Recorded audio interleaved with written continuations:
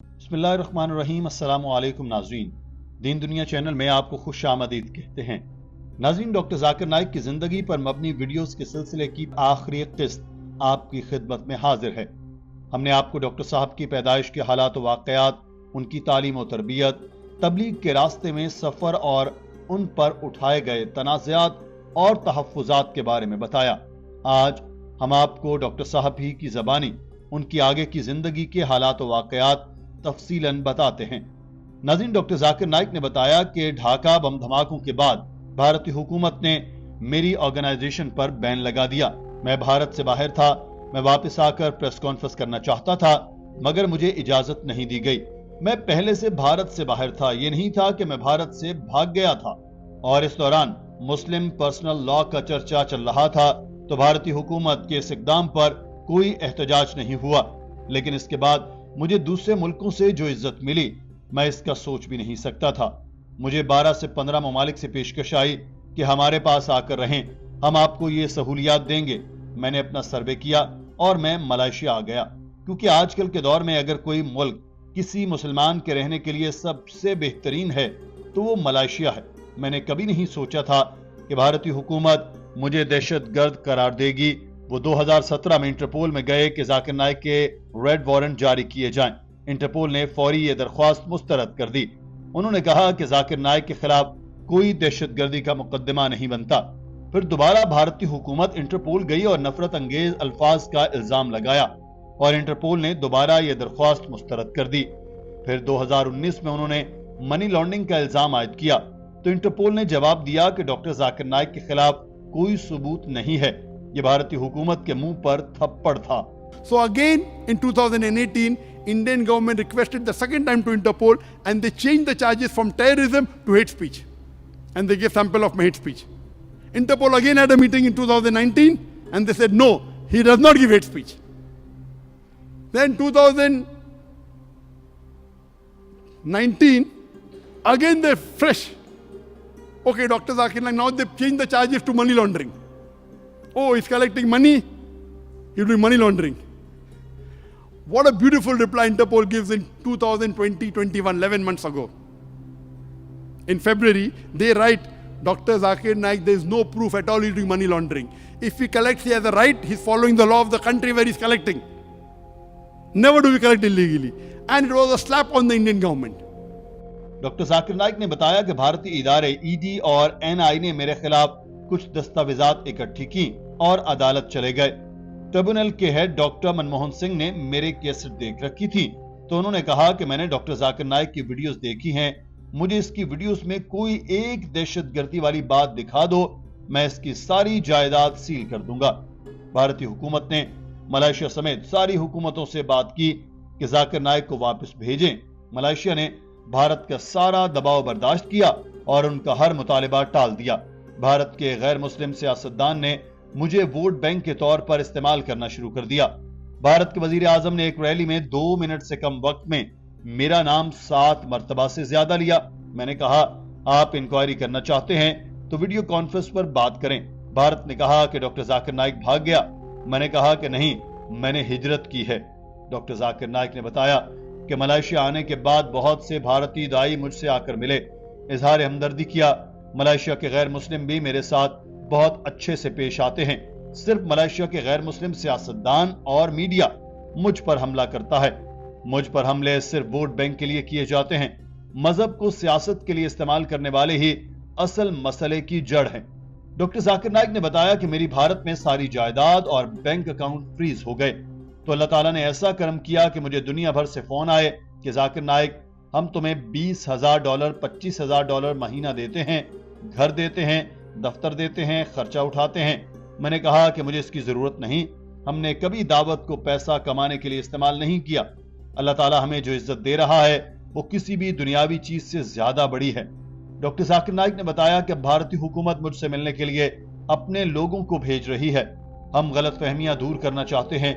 मैंने कहा कि मुझे तुम्हारा पैसा नहीं चाहिए, जब तक मुझे कुरान और हदीस के खिलाफ जाने का नहीं कहोगे मैं साथ चलने को तैयार हूं।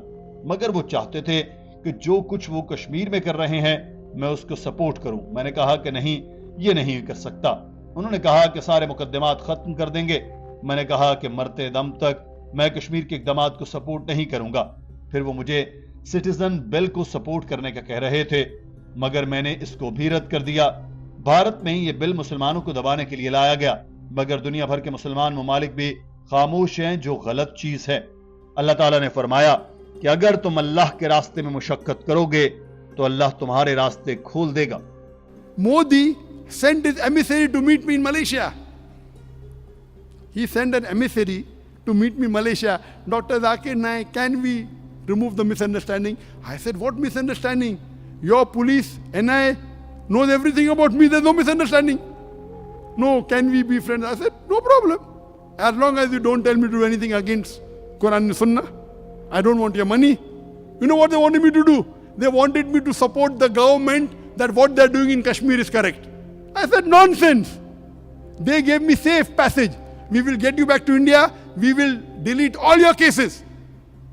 I said, what do you want? Nothing you want. Then they're going and telling me, can you say what the Indian government is doing is Kashmir is right? I said, oh my dead body. Doctor Zakir Naik نے اس کے بعد اپنی زندگی سے متعلق سوالات کرنے کی دعوت دی تو حاضرین میں سے ایک شخص نے سوال کیا کہ اسلام پر ایک فلم بنائی جائے تو کیا یہ دعوت کا ایک طریقہ ہے اور کیا اسلامی فلم بنانا حلال ہے؟ ڈاکٹر صاحب نے سوال کے جواب میں کہا کہ یہ ممکن ہے مگر بہت مشکل ہے. اسلامی فلم بنانی ہو تو اس میں کوئی موسیقی نہیں ہونی چاہیے, اس میں عورتیں اداکاری نہ کرتی ہوں تو یہ بہت مشکل کام ہے. ایک فلم دی میسج کے نام سے آئی تھی جو کہ اسلامی نقطہ نظر سے بنائی گئی تھی. اس میں حضرت محمد صلی اللہ علیہ وسلم کا چہرہ مبارک نہیں دکھایا گیا تھا جو بہت اچھی چیز ہے. خلفائے راشدین کے چہرے نہیں دکھائے گئے. اسلامی نقطہ نظر سے دیکھیں تو یہ ایک طرح سے ٹھیک فلم تھی. ایک عمر فاروق کے نام سے فلم تھی جو بی بی سی نے بنائی تھی. اس میں کچھ میوزک تھا مگر دوسری فلموں کے مقابلے میں یہ فلم کافی حد تک اسلامی تھی. جہاں تک میری بات ہے, اگر میں کوئی فلم بناؤں گا تو اس طرف نہیں جاؤں گا کہ اس میں 95% یا 90% اسلام ہو. اس کو 100% تک میں اسلامی بناؤں گا. ایک وقت تھا جب میں سوچ رہا تھا کہ امام بخاری پر ایک فلم بنائی جائے, لیکن اب فلم سے بہتر پروجیکٹ ہمارے پاس ہیں. And I as a person, when I do something, I don't believe in 90% Islamic or 95%. If I do something, I believe 100%, I don't do it. So we were at a time, I was thinking whether we should make or not, and I was thinking of making a movie on Imam Bukhari.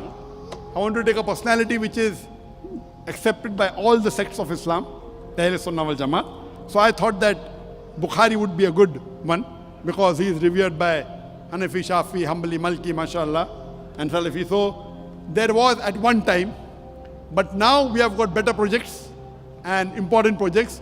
So I don't think so I'll be going for that project. ایک خاتون نے سوال کیا کہ کچھ لوگ اللہ تعالیٰ کے لیے نہیں بلکہ اپنے آپ کو معاشرے میں نیک ثابت کرنے اور اونچا مقام حاصل کرنے کے لیے قرآن حفظ کر رہے ہیں, آپ ان کے بارے میں کیا کہتے ہیں؟ ڈاکٹر صاحب نے کہا کہ اگر آپ اس لیے قرآن حفظ کر رہے ہیں کہ یہ آپ کے اسکول یا کالج کے لیے ضروری ہے تو کوئی مسئلہ نہیں. اگر آپ قرآن پاک کو اس لیے حفظ کر رہے ہیں کہ آپ کو پیسہ ملے, آپ مجلسوں میں جائیں, قرآن پڑھیں اور آپ پر پیسے کی بارش ہو, تو اللہ تعالیٰ آپ کو دنیا میں پیسہ تو دے سکتا ہے مگر آخرت میں اس کا کوئی حصہ نہیں ہوگا. اگر آپ کہیں کہ اللہ تعالیٰ کے لیے قرآن حفظ کرنا چاہتے ہیں اور ساتھ اس کو ذریعہ معاش بنانا چاہتے ہیں تو یہ بھی جائز ہے, لیکن آپ کو بہت زیادہ پیسے نہیں لینے چاہیے. مناسب پیسے لیں, بچوں کو قرآن پڑھائیں اور اپنا گھر چلائیں. اس کی اجازت ہے کیونکہ قرآن پاک پڑھانا انگریزی پڑھانے سے بہتر ہے. ایک نوجوان نے ڈاکٹر صاحب سے مشورہ مانگا کہ اگر بچے کہیں کہ ہم جلدی شادی کرنا چاہتے ہیں تو والدین کہتے ہیں کہ پہلے پڑھائی پوری کرو, پھر کاروبار کرو, گھر بناؤ, لیکن شادی نہ ہونے سے لڑکے حرام کام کرتے ہیں جو صحیح نہیں ہے. تو آپ کیا بتا سکتے ہیں کہ شادی کی صحیح عمر کیا ہے؟ ڈاکٹر ذاکر نائک نے کہا کہ صحیح بخاری میں لکھا ہے, او نوجوانوں جو ذریعہ رکھتے ہو جلدی شادی کر لو. لڑکا یا لڑکی بالغ ہو جائے تو شادی کر لینی چاہیے. اگر آپ ذاتی طور پر پوچھیں تو میں نصیحت کرتا ہوں کہ لڑکے کو گریجویٹ کے بعد شادی کر لینی چاہیے. 21 سال کی عمر میں شادی ہو سکتی ہے. لڑکیاں 19 سال کی عمر میں شادی کر سکتی ہیں. وہ شادی کے بعد پڑھائی بھی کر سکتی ہیں. جتنا زیادہ تاخیر کریں گے اتنا ہی فتنے کے چانس بڑھیں گے. اگر آپ کہیں کہ میں بڑی گاڑی, بڑا گھر بنا کر شادی کروں گا تو یہ ہر کسی کے لیے ممکن نہیں ہے. چھوٹی عمر میں شادی کا فائدہ یہ ہے کہ آپ کے بچے جلدی جوان ہوں گے, وہ آپ کو بوڑھا ہونے سے پہلے ہی آپ کا سہارا بن جائیں گے. If you ask me personally, If you ask me, I say that today's age, because people have education, etc. So I normally advise that if a boy wants to get married, I think that, okay, if he wants to become a graduate, a normal person becomes graduate at the age of 21. So I say for a man, the best age is 21. He can get married early if he wants, but should not delay too much, because the fitna is more. For a woman, she can get married at the age of 19, and you can even continue education after marriage. This is my suggestion. Islamically, earlier the better. But seeing the scenario that if you want to be a graduate and get married, on average, a person becomes a graduate at the age of 20 or 21, normally. Unless, there are some problems. You can. So my suggestion is that, okay, good age is 21, 22 for a boy. If you want to get married early, it's good, it's mustab, there's no problem at all, as long as you have the means. But don't delay too much, because the more you delay, there'll be fitna. Regarding your parents, I'll come to it later on. The more you delay, there are more chances you'll do haram activity. You may get involved in things which are obscene. You may get involved in zina, and that's a major sin. ایک لڑکی نے doctor Zakir Naik سے کہا کہ آپ مجھے کچھ مشورہ دے سکتے ہیں کہ میں دعوت کیسے شروع کروں. ڈاکٹر ذاکر نائک نے بتایا کہ بہت سے دعوتی پروگرام ماضی میں بھی ہوتے رہے. شیخ احمد دیدات نے 1988 سے اگلے چند سال تک انہوں نے تربیتی پروگرام شروع کیے، مگر وہ سب سے بہت مایوس ہوئے کیونکہ مطلوبہ نتائج نہیں ملتے تھے. جب میں ان سے ملنے گیا تو انہوں نے پوچھا کہ بیٹے تمہیں کسی نے تربیت دی ہے؟ میں نے کہا کہ کسی نے نہیں، اللہ تعالیٰ نے مجھے تربیت دی ہے. میں نے ان کی چند کیسٹ سنی تھی جو میں نے یاد کر لی تھی. انہیں کے نقش قدم پر چلتے ہوئے ہم نے بھی تربیتی پروگرام شروع کیا. پہلا پروگرام کرنے کے 16 سال بعد دوسرا پروگرام شروع کیا. درمیان میں کچھ مصروفیات ایسی ہو گئی کہ ہم جاری نہیں رکھ سکے، مگر 2016 میں ہمیں دنیا بھر سے سینکڑوں درخواستیں آئیں کہ وہ ہمارے پروگرام میں شامل ہونا چاہتے ہیں، اور ان میں سب سے زیادہ ملائیشیا سے تھی. ہم نے 20 لوگوں کا انتخاب کیا. یہ 45 دن کا پروگرام تھا. اس پروگرام کا بجٹ $20 لاکھ تھا، کیونکہ ہمیں بہترین کیمرے، سہولیات، لائٹس اور ہر چیز بہترین معیار کی استعمال کر رہے تھے تاکہ یہ اگلے 50 سال تک دیکھنے کے قابل رہ سکیں. ہم نے الہدایت کے نام سے ایک نیا پروگرام لانچ کیا.